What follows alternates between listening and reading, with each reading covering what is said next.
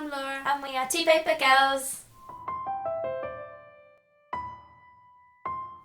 I did a proper...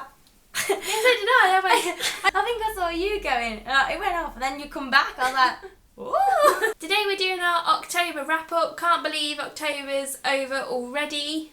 At the start of October, if you've seen, we did a booktube slump video because we weren't feeling booktube, we weren't feeling watching, making videos, but luckily that has all turned around now. We are feeling much better, and our wrap-ups show that we've read a few things this month, a couple of things for uni, a couple of other things too, so we're just going to go ahead and show you. The first book I finished in October was Robinson Crusoe by Daniel Defoe. I read this in the first few days of October. It was alright. It was, yeah, I'm assuming not many of you have read this book, but a lot of you will have read The Martian. It's The Martian, but on a beach and a couple of 100 years ago. Which might make you think, ooh, but we'll get onto that later. I'm not a fan. It was alright. It was just a bit boring, a bit samey. I listened to the audiobook on YouTube. If you just Google it, there's a free one. It was really good. It definitely made it a more enjoyable experience. I don't think I would have got through it if I was reading the pages because there's no paragraphs and it's very dense, but I was just playing Pokemon, lying there listening to the audiobook. So yeah, I gave this 3 stars. The next book that we both read is actually a play. It's Balian by George Bernard Shaw. This is based on My Fair Lady. It's basically about a Cockney girl who gets taken in by a guy called Henry Higgins, and he's quite rich and he's a linguist and he helps her to talk properly, and this play is just cute. Yeah. It's really sweet. Eliza is really likeable, and so is Henry in a weird way, although when we were studying it, our tutor was like all the phallic symbols, and I was like, Yeah. that's not true. George Bernard Shaw didn't want Eliza and Henry to be together at the end, and I think we should respect that opinion, because I didn't really see it either. No. Not in this play. In My Fair Lady, yes. In the play, no. But I think if you want to romanticise it, you can, because it is quite a sweet play. But I really enjoyed it, and I think I gave it 4 stars. And the next thing we both read this month was The Good Person of Szechuan by Bertolt Brecht. I'm not very good at saying his name because he's German.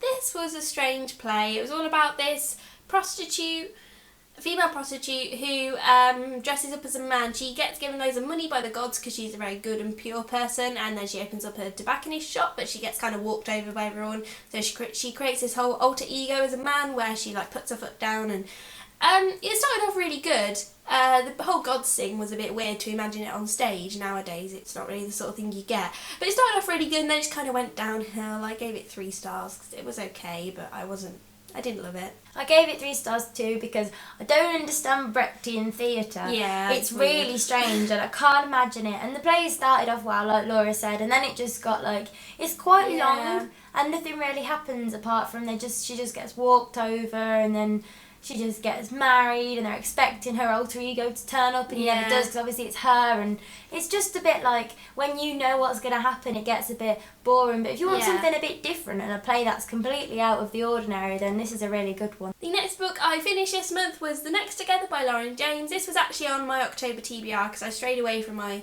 TBR quite a lot, but I obviously read this book because if you've seen last week we uploaded an interview with the author and that was so much fun, so obviously I had to finish off her book before we met her. And this book's brilliant. You've heard us go on about it quite a lot, but if you don't know, it's a reincarnation romance. It's basically about these 2 people who have to meet in loads of different timelines and save the world together, but saving the world together normally involves a lot of death, so it's a bit like The Time Traveller's Wife. But yeah, there's 4 different timelines, some in the future, some in the past, and loads of cute couples, and it's just really, really cute. It's the most original like YA idea for a book, especially a YA romance that I've read in a long time. It's amazing. You should go check it out and watch her interview because Lauren James is lovely. This book is great and I gave it 5 stars. The next book I read in October was The Rest of Us Just Live Here by Patrick Ness. Such a strange book. So weird.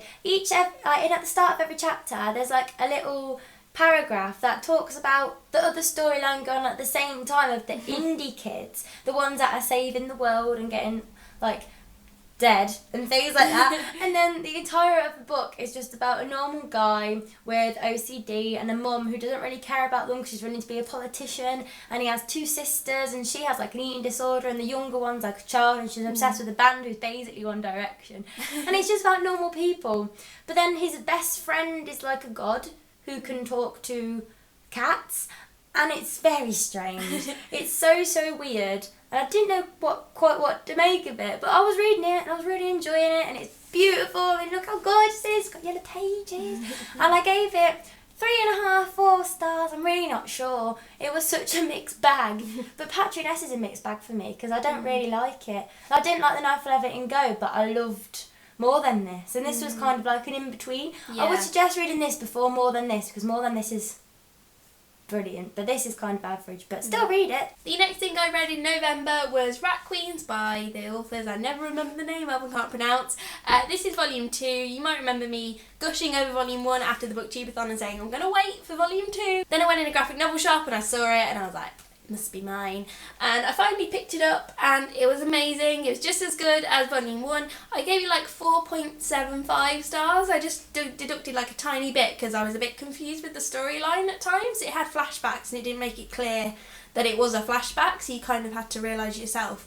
And the whole sort of storyline was a little bit confusing. But the characters were amazing. I love the whole diversity of it all and they're so sassy and there's so much blood and gore and sex. It's just great and I love it so much. The next thing I read in October was The Streetcar Named Desire by Tennessee Williams. I feel like everyone in the world had read this play before I did, and I was so good not to be spoiled because when I was reading this I was like, oh my god, it was so good. I gave it 5 out of 5 stars because it's by far the best play. Wow, one of the best plays. I'm really waiting for it. One of the best plays I've ever read. Oh, and Hedda Gabler, I really like Hedda Gabler. I really love this play. The characters are... I don't know why you all fancy Stanley. That's really weird. It's because I'm in the film. Look at his arms. He's hot in the film. Marlon Brando, but Stanley is a character. Yeah. You're all out your friggin' minds. He's a wrong man. He's wrong. And I hate Mitch. Is his name Mitch? I'd hate him. He's like a wet lettuce on the screen that is blanched. Everyone should read this if you haven't already, but you probably have. And the last book I'm going to mention this month is The Martian by Andy Weir. After reading Robinson Crusoe, we actually talked about The Martian in my Robinson Crusoe seminar a bit and said, you know, it's like a modern take on it. And I thought, that sounds great. All the elements missing from Robinson Crusoe, like emotion and plot, will be in this book. But I was wrong. I'm 75 pages in. I am going to try and get to like 100, 150 before I DNF it, but I'm pretty sure I'm not going to finish this book because I'm hating it. And this is all very controversial. We've just done the unpopular opinions tag. But can people please tell me down below what they like about this book? Because I think it is so dull. It's not even the sciencey bits. He's so ridiculously clever. There's no threat. He's like, oh, I have no water. And then he wakes up the next day and he's like, it's okay, I've come up with a way to get water even though it's so dangerous and I'll just go do it. And he's just like... He's been there 70 days and he's never once said, I'm a bit lonely. You know, I wish everyone didn't think I was dead. And all the things that are missing from Robinson Crusoe that I expect from a book from 1600, I do not expect in a book 400 years later. He just needs... I like the bit with NASA though, when it leaves him and talks about NASA like trying to figure out a way to save him. I really like those bits. So if that becomes more important, I probably will finish it. But at the minute, I've given it a go, but I reckon I'm just going to see the film for this one. So let me know down below what the hype is about with this book. Does it get better?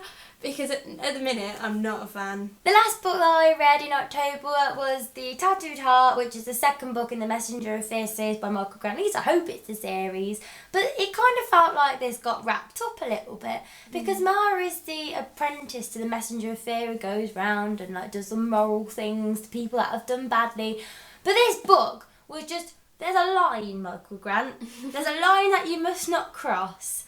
Although he did. And he did it in a good way. It was just like racism, rape, like overdosing, like punishment, like, it was just too much. Like if he focused on one of those massive topics that people find it hard to talk about, then it would have, like, if he explored them, it was just like, it bounced around from like a guy getting shot in the face in a primary school in Afghanistan because he was protecting the girls from being killed by terrorists because they can't learn because they're female.